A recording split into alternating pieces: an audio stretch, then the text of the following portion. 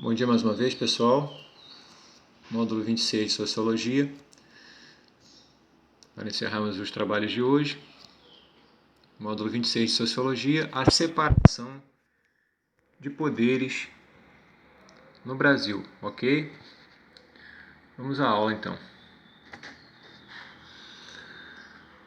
Primeiramente, vamos entender aqui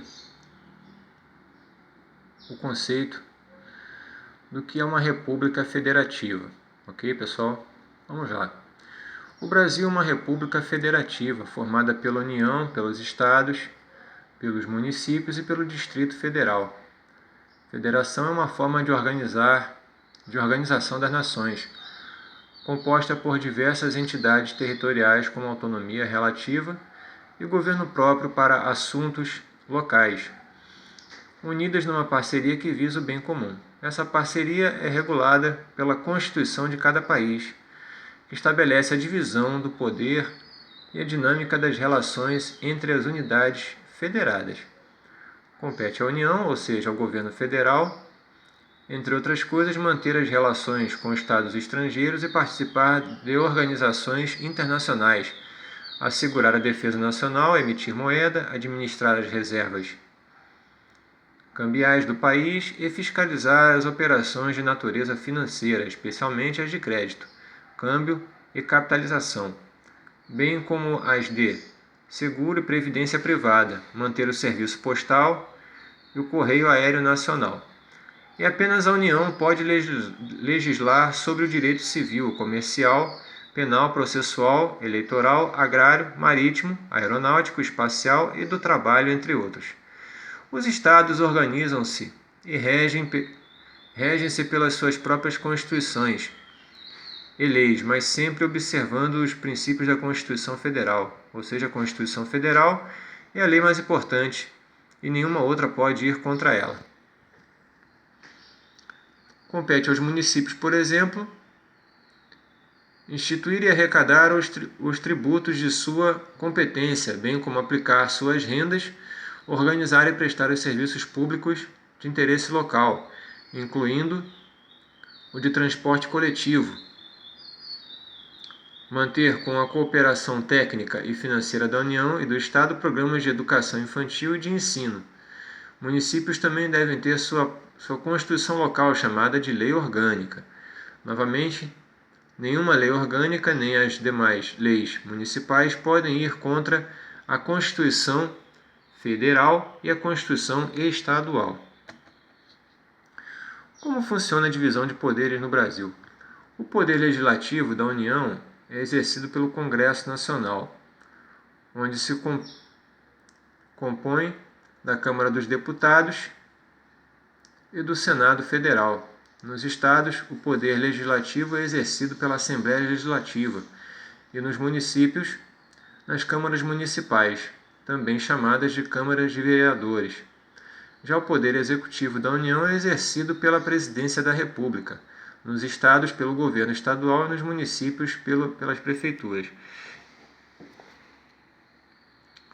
São órgãos do Poder Judiciário: Supremo Tribunal Federal, Conselho Nacional de Justiça, Superior Tribunal de Justiça, Tribunal Superior do Trabalho e os Tribunais Regionais Federais, os Tribunais Eleitorais, os Tribunais Militares e os Tribunais de Justiça dos Estados e do Distrito Federal e territórios. A Constituição Federal explica quais as competências de cada poder no nível federal. Por exemplo, diversos artigos tratam de como deve ser o trabalho do Congresso Nacional e quais as atribuições específicas da Câmara de Deputados e do Senado. Os deputados e senadores devem, entre outras coisas, julgar anualmente as contas prestadas pela Presidência da República, apreciar relatórios sobre a execução dos planos de governo.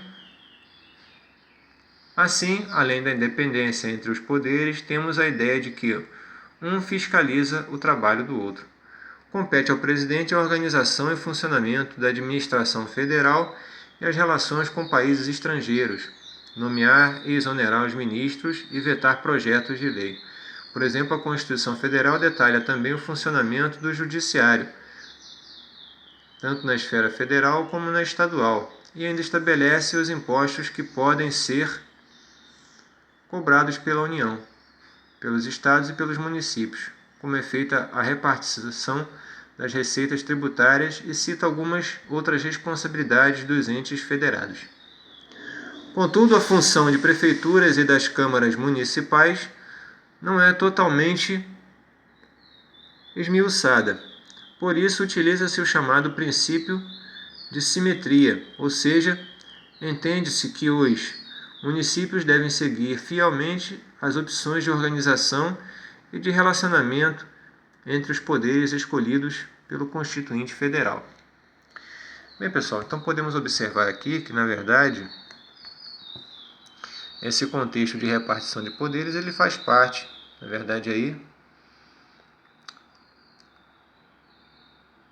ele atende a um funcionamento específico do Brasil como uma nação que é uma federação, ou seja, uma união de estados, ok? Então, logicamente, o que valerá para o governo federal valerá também para os governos estaduais e municipais. Esta mesma divisão que se apresenta, essa mesma divisão de poder que se apresenta na esfera do governo federal se apresentará também na esfera dos governos estaduais e municipais. Sendo que, na verdade, no governo federal nós temos essa repartição em 3 poderes: executivo, legislativo e judiciário. E no estado também. Porém,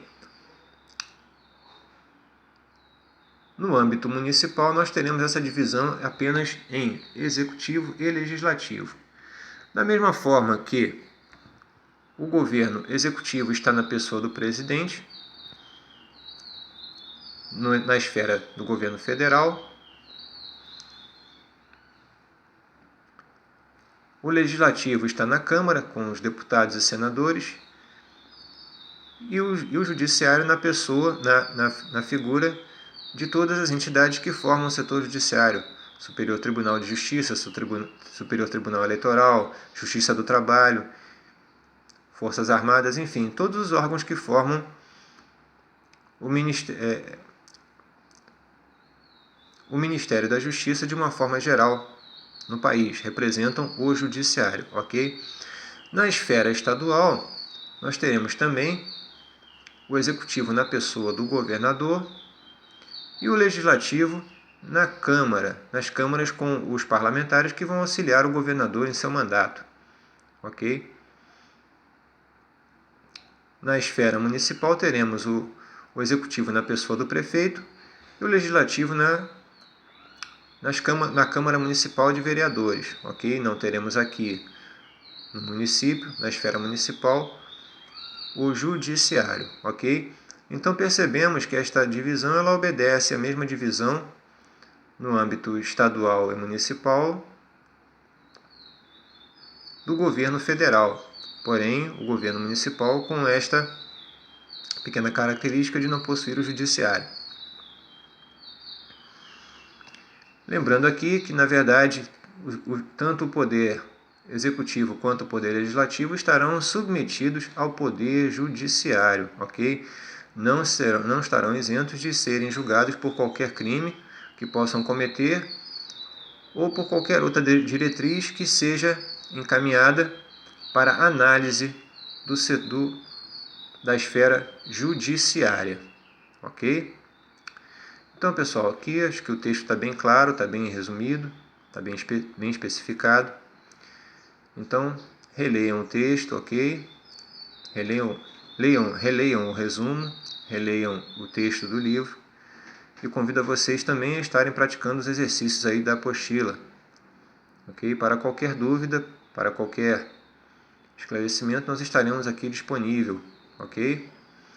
Lembrando aqui que é importante a execução dos exercícios da apostila, conceituais, contextualizados e de aprofundamento. Na nossa próxima aula estaremos também executando atividades complementares para melhor compreensão deste assunto, ok? Então é isso, estudem, boa aula a todos, um forte abraço. Até a próxima.